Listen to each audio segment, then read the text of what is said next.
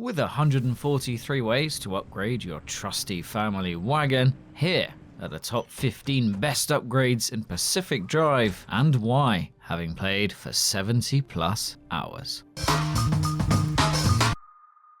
You might think you were pretty handy behind the wheel, but Pacific Drive has a nasty habit of proving you wrong. Unstable supernatural phenomena, deadly weather, weird creatures, and vehicle damage all do their best to ruin your day. Luckily, Pacific Drive features many upgrades. 33 for the garage, 6 for refine, 15 for survival tools, 14 for lights, 22 for car body, 7 for wheels, 8 for expansion racks, 4 for car storage, 7 for fuel, 12 for battery, 11 for utilities, and 4 for engines to be precise. Available at the Fabris station within the auto shop, upgrades give you a greater chance of surviving the Olympic exclusion zone, assuming you have what you need to unlock them. So here we are with my best upgrades for Pacific Drive. Feel free to leave your own suggestions in the video comments. Also be sure to like and subscribe for more Pacific Drive content, including my pre-existing top 10 tips and tricks guide, need to know resource guide, and full review.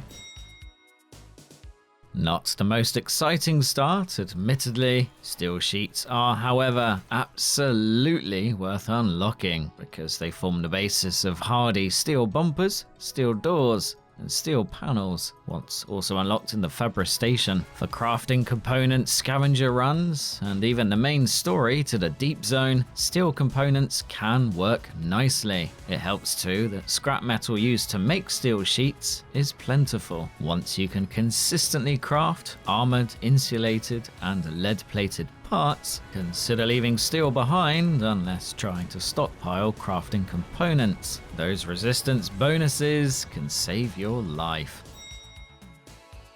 While I would say off-road tires should be one of the first upgrades you get because of the greatly enhanced grip, it can be worth saying goodbye to pneumatic rubber entirely. Puncture-proof tires never go flat, and that can be invaluable. They do not even cost that much to craft versus those trusty off-road alternatives, and grip is still reasonable away from tarmac. Just do not expect to go up hills quite as steep. Now, with dumpster pearls needing to be broken apart once repaired, and the fact that sometimes it is best to recycle a part and start again, especially if permanently broken, the Matter Deconstructor is an essential upgrade. It lives under garage upgrades in the Fabris station and is constructed in the auto shop near the crafting table. Use the on-screen prompt button to feed it items and wait for the crafting components to pop back out. Collect and enjoy. Pro tip, use the Matter Deconstructor on a tool about to break to get back some of its material cost. While Pacific Drive does not let you bask in fashionable glory in front of a mirror, Cyberpunk 2077 style, the outfitting station upgrade also comes highly recommended. Yet another garage upgrade, the outfitting station lets you purchase clothing with environmental protection and larger backpacks for increased item space. The resistance bonuses of said clothing are for acid, radiation, explosive, electric, piercing, anti-theft, and falling. To access the mid and top level clothing and equipment, you need to purchase the subsequent item. Lead apron for the lead-lined lab coat, for example. Yet another tasty gadget for my best upgrades in Pacific Drive list. The Resource Radar is absolutely essential for locating specific crafting components on scavenger runs or in your time of need. Not only does it show you where stuff is and how far away, it tells you exactly what type of item you will find. For farming those item-heavy vans, rarer components such as tree candy, or for locating limb magnetizers to make limb magnets, it is invaluable. Now, in a game heavy on crafting items and the gathering of them, the standard scrapper is essential. Unfortunately, it is not the fastest to break apart abandoned vehicle parts, nor does it last very long. That is where the plasma scrapper upgrade steps in, because it lasts nearly twice as long, 860 durability versus 1600, and does more damage, 23 versus 38, so you can scrap parts faster. It does not even cost that much to to craft.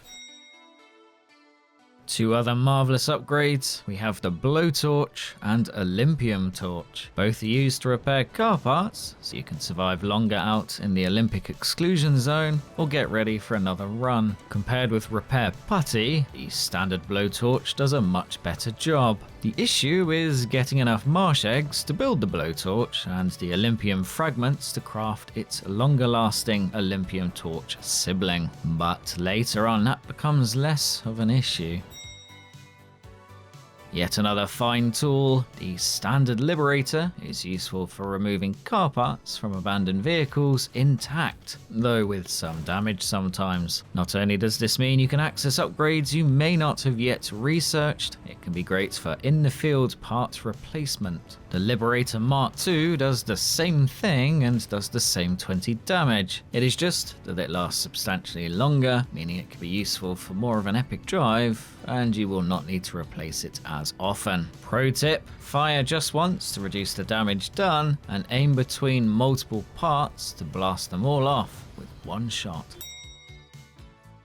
Another very worthy addition to my best upgrades for Pacific Drive list, the Pneumatic Locker. It is easy to run out of item space, even if you have multiple lockers, so get this upgrade when item management starts to become annoying. Why? Because when applied to existing lockers, it has what appears to be unlimited space. The downside is a less user-friendly user interface for finding what you need, especially if not using a mouse.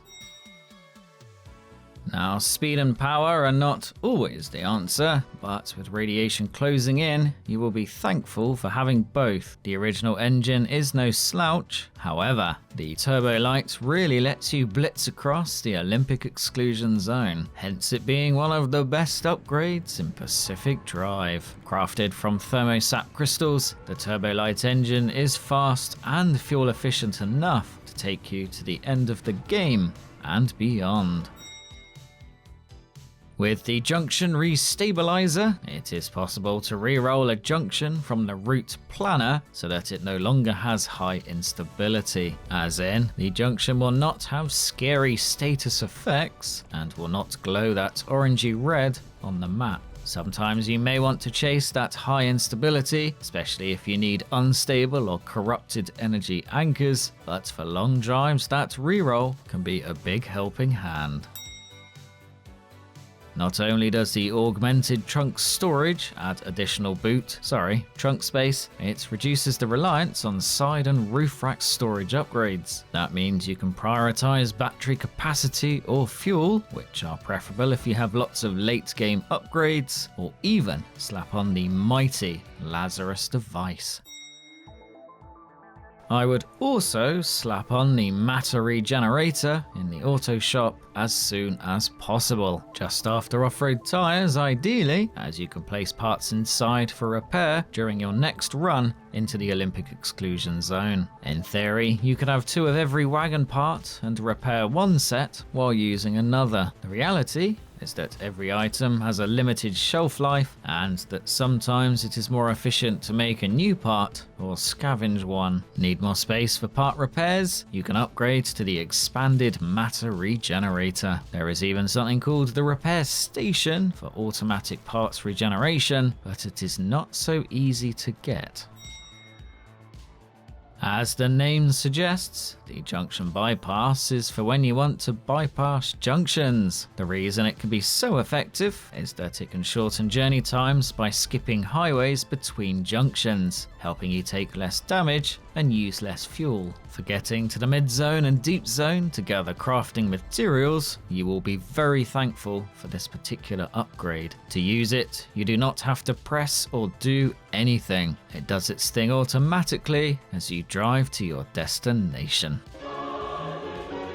Lastly, for my best upgrades for Pacific Drive list, the Lazarus Device. Anyone who has played this game will know the most painful moment is dying when you have spent time collecting loot. Fortunately, the Lazarus Device upgrade lets you live life in the Olympic exclusion zone on your terms. Well, kind of. Before you die, it makes you invincible until you finish your current run. All you have to do is fit it on a side rack. It does not need battery power and works automatically. In fact, based on my testing, it works even when damaged or totally destroyed. Just be mindful that while you cannot die, your trusty wagon can and will if you spend too long sunbathing in 10k radiation. Losing your engine, for instance, leads to a long and tedious teleport walk situation and repairs galore. Trust me. To unlock the Lazarus Device, you need to scan a remnant ghost, which means dying, then returning to your vehicle corpse to scan what is left. You can use this technique to retrieve lost items from the trunk